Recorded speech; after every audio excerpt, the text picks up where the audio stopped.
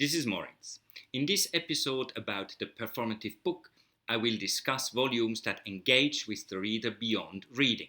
As an object, the book reveals its sensuous qualities and hidden secrets. It provokes the reader to interact on the pages or to even become a thief, and as part of a larger performative scenario, it manifests time as such. The book, titled Sounds by American artist Keith Goddard, is actually a blank book.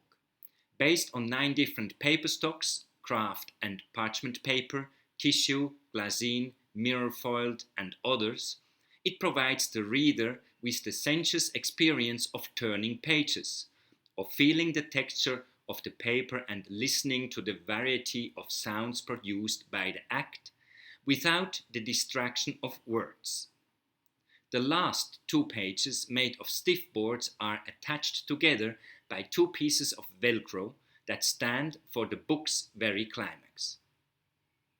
First published in 1973 in the artist's own imprint, Sounds has been reissued with slightly different paper combinations in 1992 and 2007. What follows is a recording of Sounds from the first edition.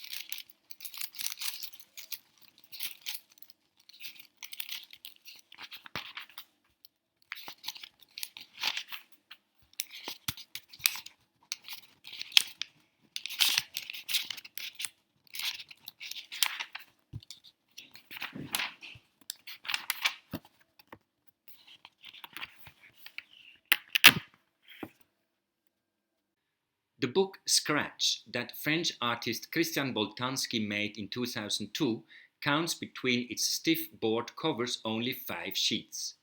They are entirely covered with an additional silver-coated layer that must be scratched off to reveal the alleged content beneath. Swiss-bound and with interleaving sheets between each page spread, the look evokes a family photograph album. But this book seems far than innocent, since it contains 10 disturbing, if not brutal, images. The artist explained his intentions in the December issue of Les Cahiers du Cinéma from 2005 as following. Quote, "I made a book printed entirely on silver paper, covered with a material used for scratch cards.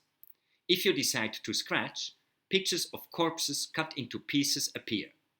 It's up to everyone to decide to uncover these atrocities or not, either to keep the handsome silver book image free or have a horrible compilation of torture. Responsibility is handed to the viewer. I found it interesting to work on desire and refusal. I've never wanted to show any photographs of a corpse for reason of morality. I may go along with such images in a paper, but I have more troubles seeing them on view in a gallery. The danger lies in the beautification of horror, even when you're speaking out against it." End quote. Innocent, blank, and untouched, or mistreated and shocking, it is up to the reader how this book will finally appear. My own copy remains untouched. The book Point Break, Un livre qui se déchire, a tearing book by French artist Maxime Gambus, was published in 2014 by Backbone Books in Berlin in only 100 copies and provokes too an intervention by its reader. Next to the title instruction on the stiff wrapper, the book contains no further text at all. Its 20 risograph printed sheets only show a similar gradient shifting from blue to white. Most tellingly, the first page is torn out and the tear somehow connects with the illustration on the stiff wrapper of breaking waves on a shore. The reader is invited to become active, to complete the narrative and to tear off the remaining pages one by one. Through this process, the white of the paper is revealed and waves reminiscent of the ocean are created, as shown on the cover image. Still, this book by Spanish artist Dora Garcia, published first in 2009 on the occasion of the 10th Biennale in Lyon, France, Le Spectacle du Quotidien, is a tribute to Abby Hoffman's bestseller with the same title from 1971, a pamphlet written in the style of the counterculture, mainly focusing on ways to fight the government and against corporations in any possible way. Dora Garcia's book instead documents in 3 chapters, Survive, Fight and Liberate, 11 performative projects that she created between 2003 and 2009, among them The Beggar, The Romeos, The Prophets or The Messenger. Not meant as an overview, the book instead discloses questions, misunderstandings and arguments, making it part suspense story, part user's manual, part script for stand-up comedy.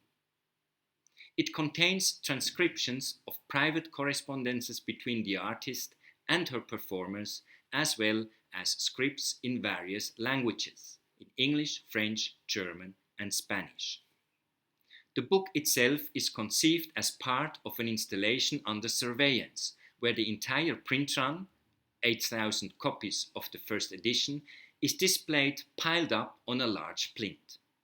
The visitor was challenged to come in action on his turn and to steal a copy of the book under the eyes of the guards, without being caught. So far, still this book by Dora Garcia has been reprinted 6 times in adapted language versions on the occasions of exhibitions at Santiago de Compostela, Tallinn, Rotterdam, Barcelona, Nice and Montreal. Evelyn Barozzi, the author of the book 10 Dagen Drukken, is a persona created by Belgian artist Boris van den Einden, who attended in 2016 a residency program for artistic practice in print form at the Frans Mazareel Center in Kasterlee, Belgium. The 888 pages volume is, unless its very last page, a blank book that shows on the cover a paving stone on top of an opened laptop. An additional bookmark states the following short story. On arrival at the Frans Mazareel Center, Evelyn Barozzi found a loose paving stone in front of her bungalow. She picked up the stone, took him in, opened her laptop, then started a word processing program and placed the stone on the spacebar. Consequently, she left the stone there for 10 consecutive days during the entire period of her residency in Kasterlee. At 8 p.m. of the last day, Barozzi removed the stone and pushed on the keyboard period. The book 10 Dagen Drukken, Dutch for 10 days printing or pushing, was written from 16 to 25 August 2016. The cover was realized with a lithographic limestone in the high-pressure printing shop on August 25 and 26. End quote. Of this book that embodies the passage of time so eloquently, only 10 copies have been produced. Last but not least, and hot off the press, this is the latest publication by Basque performance artist Itziar Okaritz. Her artist book Woman and Fiction is produced by Arts Libris Art Book Fair Barcelona in an edition of 400 copies and complements somehow her previous book Diary of Dreams, published in 2019 by If Publications. Both the books are based on scripts for vocal performances in which the artist multiplied the phrases, repeatedly read the same words, if not with inverted syntax. Woman and Fiction takes a short fragment of the famous novel A Room of One's Own by Virginia Woolf, generally considered as a seminal feminist text. Modifying the flow of words by a repeated increasing and decreasing syntax, the recomposed text in Spanish appears in the shape of a parallelogram.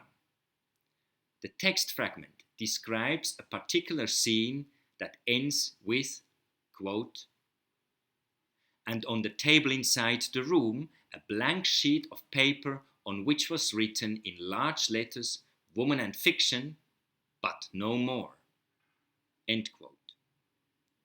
While those highlighted words in the letter gave the title to Okarit's new book, the last as well repeated ones, but no more, no more, more, led somehow to a contradictory climax that ultimately epitomized a transmutation of woman and fiction, emphasizing first a confirmed disillusionment, but ultimately a genuine claim, if not an outcry, for more.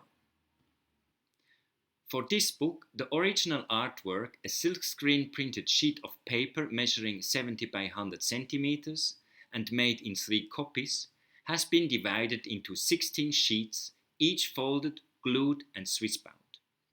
If the reader so pleases, the double pages can be torn out individually and hung onto the wall in order to reconstruct an offset printed version of the original work made in 2013.